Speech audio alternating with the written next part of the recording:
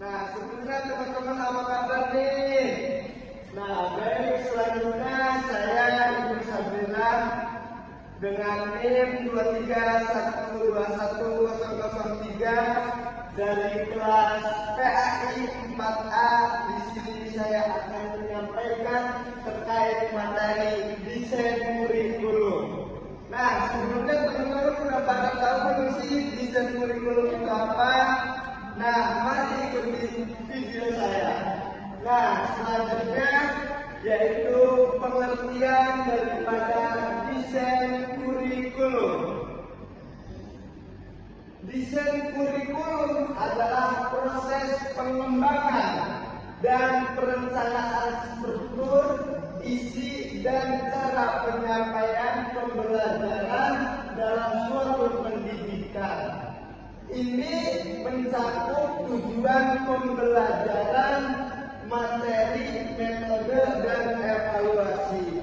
Nah, bahwa yang teman-teman sudah lakukan di sekolah ataupun di luar sekolah terkait dengan metode ataupun materi pembelajaran, nah itu adalah termasuk daripada pengertian desain kurikulum. Nah, selanjutnya yaitu tujuan daripada desain kurikulum. Tujuannya apa sih teman-teman? Nah, yang pertama tujuannya yaitu menyiapkan sumber daya manusia untuk mempersiapkan peserta didik menghadapi tantangan masa depan. Jadi tujuan yang pertama yaitu menyiapkan sumber daya manusia. Maksudnya kita nih sebagai pengajar ataupun calon guru harus mempersiapkan sumber daya manusia, yaitu adalah peserta didik yang sangat-sangat berkualitas. Nah, yang kedua tujuannya yaitu meningkatkan kualitas pendidikan. Untuk apa? Yaitu untuk menciptakan proses belajar yang efektif dan efisien. Jadi kita sebagai calon guru ataupun nanti seorang pelajar, kita harus meningkatkan kualitas pendidikan kita, yaitu dengan cara apa? Dengan cara menciptakan proses belajar yang menyenangkan secara efektif ataupun efisien. Nah, tujuan yang ketiga yaitu menyesuaikan dengan kebutuhan. Jadi kita sebagai seorang guru ataupun sebagai calon pengajar, kita harus menyesuaikan dengan kebutuhan, yaitu mengakomodasi kebutuhan masyarakat dan perkembangan ilmu pengetahuan.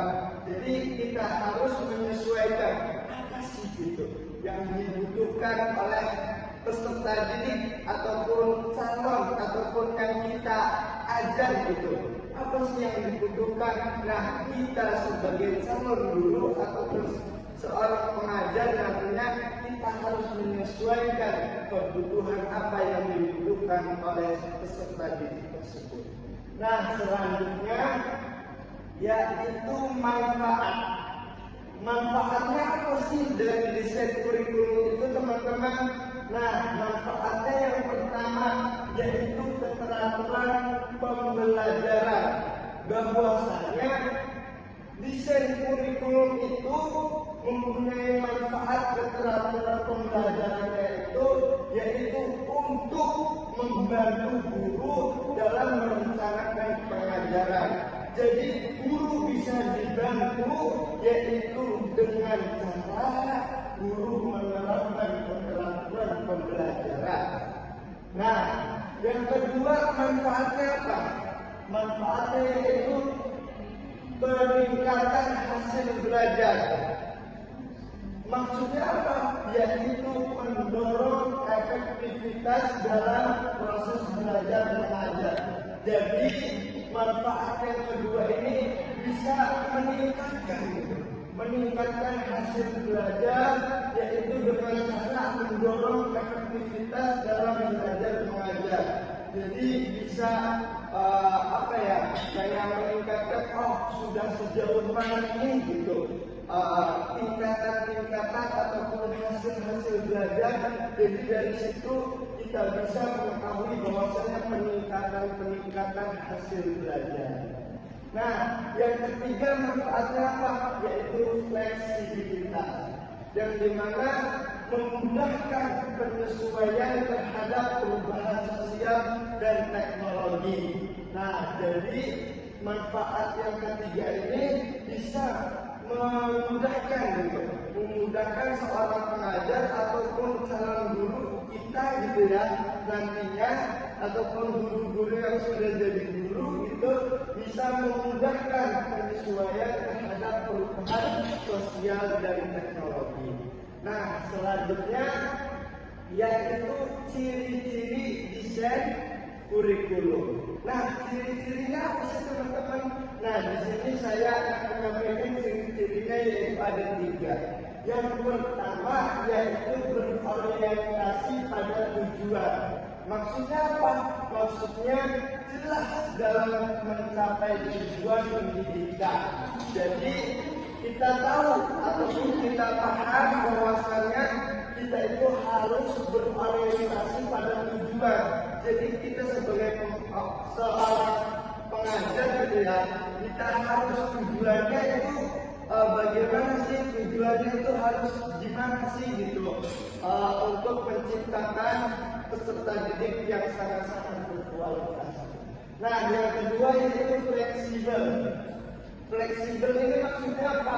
Dapat disesuaikan dengan kebutuhan peserta didik. Yang tadi saya udah bicarakan bahwasanya kita itu harus menyesuaikan apa sih yang dibutuhkan oleh peserta didik gitu. Nah, itu ciri desain kurikulum yang kedua, yaitu fleksibel. Nah, yang ketiga yaitu interdisiplin. Interdisiplin yaitu mengintegrasikan berbagai disiplin ilmu. Jadi kita harus gitu ya, harus mengintegrasikan berbagai disiplin ilmu. Mau ilmu apa, mau ilmu yang bagaimana, kita harus mendisiplinkan. Maksudnya apa? Ya, kita itu harus menyesuaikan materi-materi yang akan kita bahas untuk peserta didik, agar peserta didik bisa paham dan memahami serta melakukannya. Nah, selanjutnya yaitu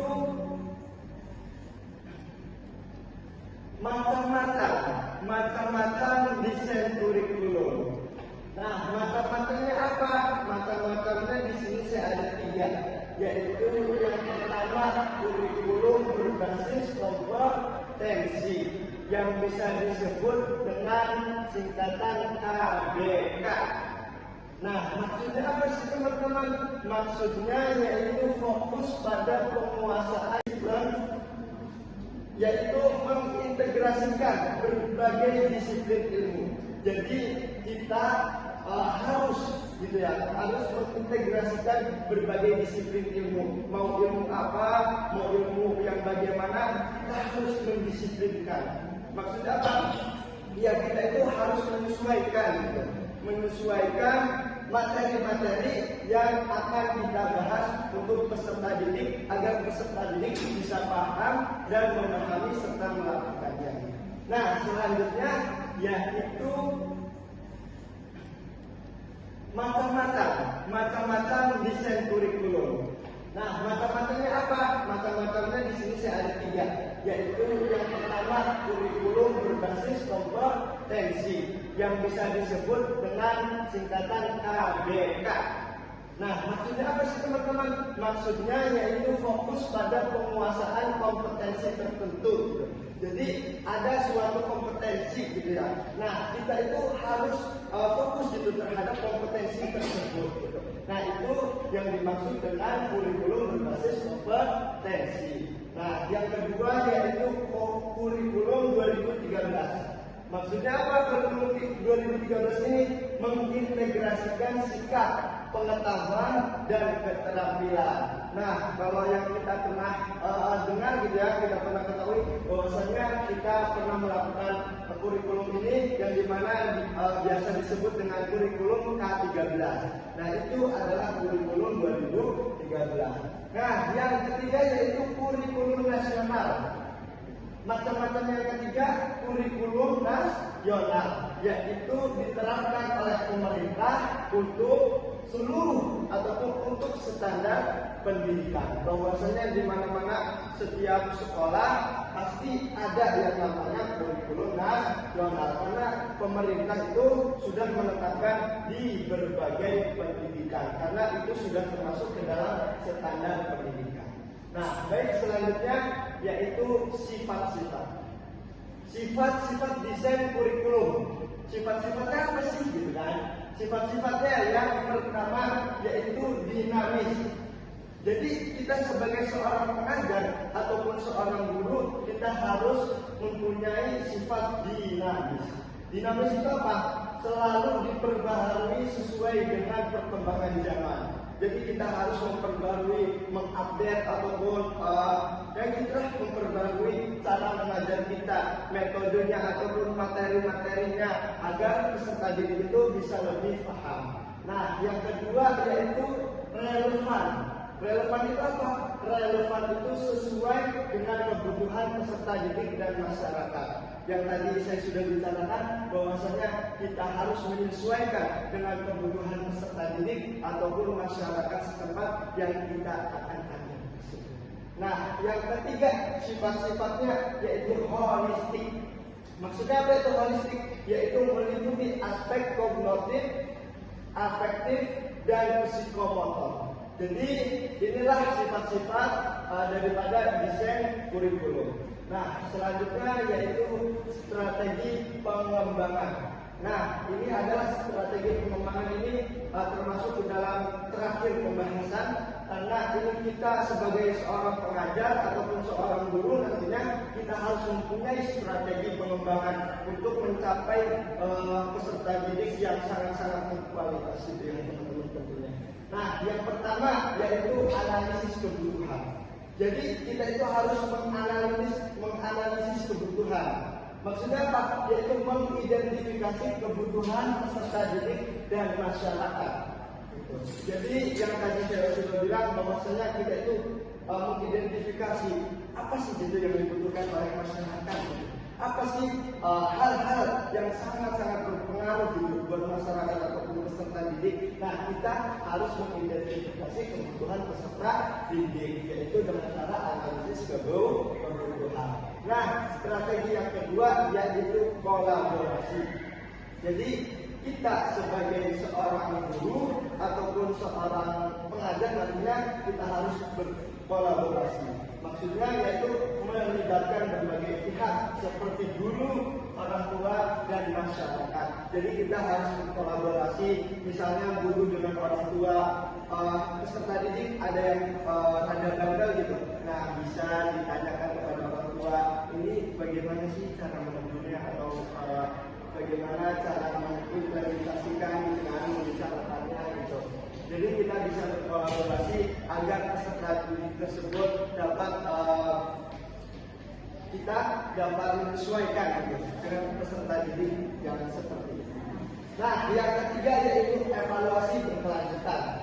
Nah, kita sebagai seorang peserta seorang pengajar nantinya atau guru, kita harus mengevaluasi berkelanjutan, yaitu dengan cara melakukan penilaian dan revisi kurikulum secara berkala untuk meningkatkan kualitas. Nah, jadi kita sebagai seorang guru nantinya kita harus selalu mengevaluasi bagaimana sih proses belajar kita itu. Apakah peserta didik itu sudah paham dengan cara kita ataupun metode kita ataupun materi kita selalu mengevaluasi, karena kita sebagai seorang guru tujuannya yaitu sebagai mengajar ataupun mentransfer ilmu, entah itu nanti pahamnya atau tidak pahamnya itu kita serahkan kepada yang kuasa, tetapi kita harus berusaha agar peserta didik yang kita ajar itu agar paham dan bisa diimplementasikan di kehidupannya sehari-hari. Nah, mungkin materi itulah yang bisa saya sampaikan karena waktunya sudah mau habis gitu ya, mepet. Mungkin nanti teman-teman jika ada yang ingin ditanyakan, silahkan tanyakan di bawah ini di kolom komentar. Sekian, terima kasih. Saya Ibnu Sabidullah dengan NIM 231210003. Pamit undur diri, kurang lebihnya mohon maaf. Wassalamualaikum warahmatullahi wabarakatuh.